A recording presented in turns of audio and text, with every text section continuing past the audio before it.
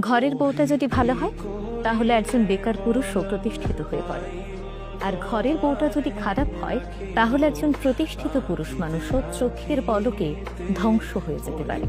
হ্যাঁ, ছেলেদের জন্য বউটা আসলেই ম্যাটার করে।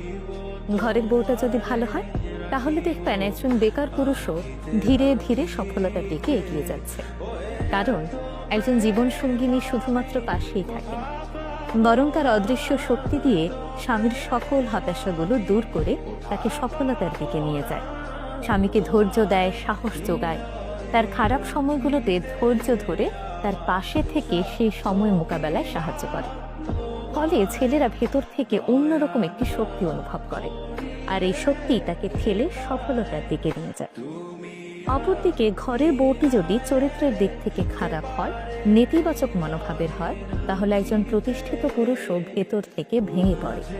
প্রতিনিয়ত সন্দেহ, অবিশ্বাস, হতাশা এই জিনিসগুলো তাকে ভেতর থেকে দুর্বল করে দেয়। ফলে তিনি ধীরে ধীরে তার কর্মস্পৃহা হারিয়ে থাকেন এবং জীবনযুদ্ধে অনেকটাই পিছিয়ে পড়েন। তাই ছেলেদের জীবনে স্ত্রী আসলেই ম্যাটার করে, কারণ স্ত্রী শুধু একজন সঙ্গীই নন, তার চলার পথে সাহসের উৎস কিংবা ধ্বংসের কারণ। একটি সম্পর্কের সৌন্দর্য তখনই ফুটে ওঠে যখন একজন আরেকজনের শক্তি হন।